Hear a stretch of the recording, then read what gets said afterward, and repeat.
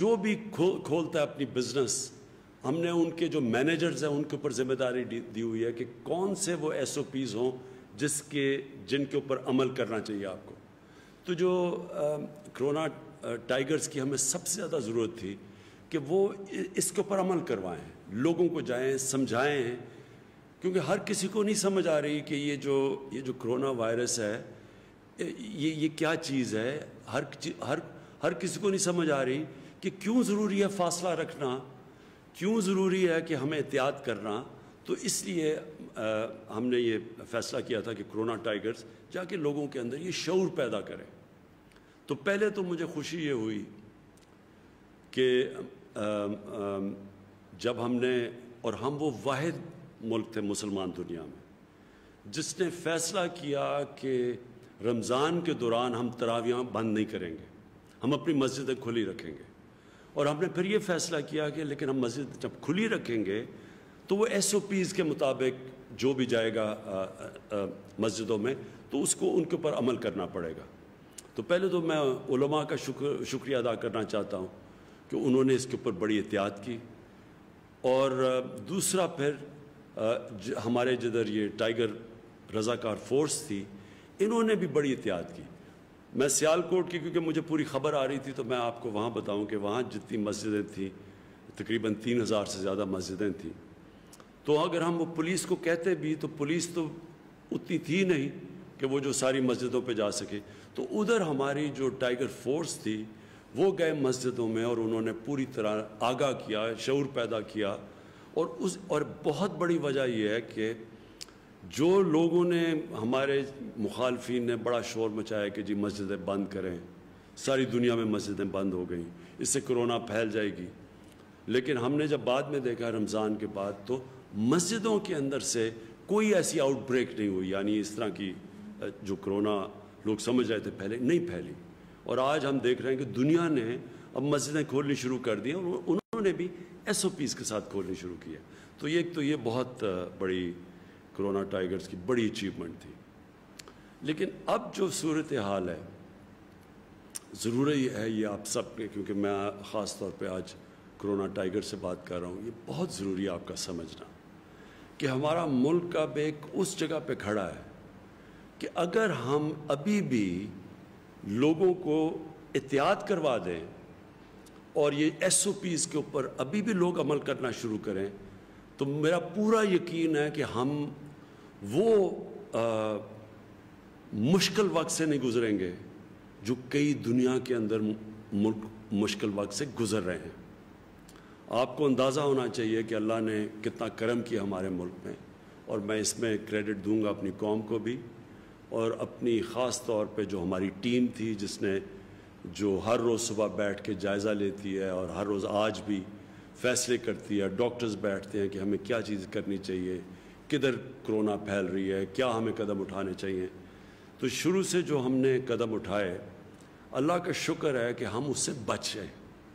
آپ اگر یہ دیکھ لیں کہ آج برازیل ساؤتھ امریکہ اندر ملک ہے، ادھر ایک دن کے اندر 1350 لوگوں کی فوتگیاں ہوئی، اموات ہوئی ایک دن میں. امریکہ میں 2000 سے زیادہ لوگوں کی دن میں فوتگیاں ہوئی.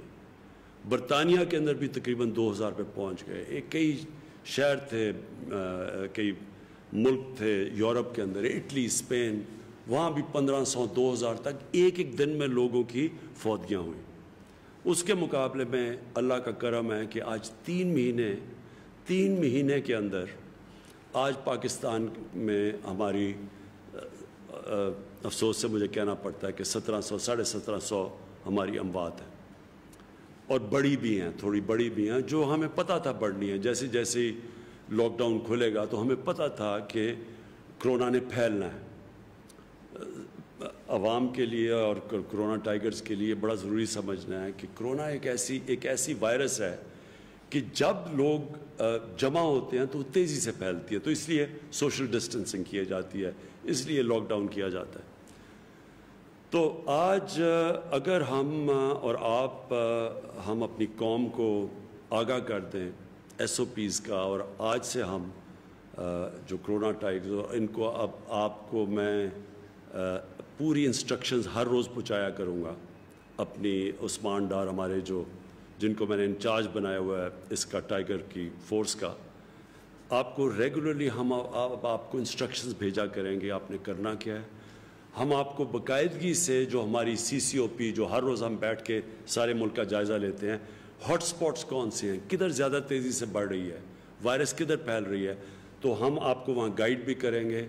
ہو سکتا ہے آنے والے دنوں میں ہمیں ہاٹ سپاٹس کو بند کرنا پڑے، اور اگر جب بند کرتے ہیں تو پھر ہمیں آپ کی ضرورت پڑے گی. ایڈمنسٹریشن کے ساتھ آپ کی بھی ضرورت پڑے گی، کیونکہ ایڈمنسٹریشن کے اتنے زیادہ ہمارے پاس ہے ہی نہیں لوگ کہ وہ اپنا کام بھی کریں ایڈمنسٹریشن کا، اور وہ ساتھ ساتھ یہ جو ہاٹ سپاٹس اور یہ جو لاک ڈاؤن، اگر محدود قسم کا ہم نے لاک ڈاؤن کرنا ہو تو اس کے لیے لوگ چاہیے ہوں گے، کھانا پہنچانا ہوگا، ان کی دیکھنا پڑے گا اس سارے علاقے کا، تو اس کے لیے خاص طور پہ آپ کی ضرورت پڑے گی. تو میں جو آپ سے کیا کیا کرنا ہے وہ میں بعد میں بتاؤں گا، لیکن اس سے پہلے یہ ضروری ہے آپ کا سمجھنا، کیونکہ آپ نے لوگوں میں شعور پیدا کرنا ہے. سب سے بڑی آپ کی کنٹریبیوشن یہ اس مشکل وقت میں ہوگی کہ آپ لوگوں میں شعور پیدا کریں، اور اگر آپ کامیاب ہو جاتے ہیں شعور پیدا کرنے میں تو اسے ہوگا کیا؟ یہ جو کیسز بڑھ رہے ہیں یہ اتنی تیزی سے نہیں بڑھیں گے. کرونا نے پھیلنا ہے، یہ کرونا کو پھیلنے سے روک نہیں سکتے ہم.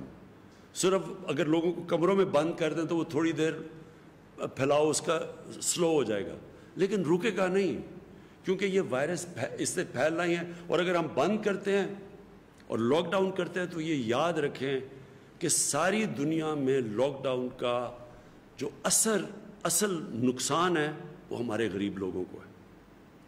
آج امریکہ جو دنیا کا سب سے امیر ترین ملک ہے، وہاں بھی لاک ڈاؤن کی وجہ سے آج لوگوں کو لائنوں میں کھڑے ہو کے وہ لوگ ان کو کھانا بانٹا جا رہا ہے. امریکہ جیسے ملک میں کوئی تصور بھی نہیں کر سکتا تھا، وہاں لوگوں کو لائنوں میں کھانا دیا جا رہا ہے، ان کے بھی کھانے کی کمی ہو گئی ہے. اور یہ ساری دنیا کے اندر آج لاک ڈاؤن کی وجہ سے غربت بڑھ گئی ہے. لیکن وہ میں اپنے ملک کا پھر سے لوگوں کو بار بار بتاتا ہوں کہ جس ملک میں، اور ہماری طرح ملک ہندوستان، بنگلہ دیش پہلے ہی زیادہ تھی غربت، ان ملکوں کے اندر تو کرونا نے تباہی مچا دی ہے. یہ لاک ڈاؤن ہے، کرونا کی وجہ سے لاک ڈاؤن ہے.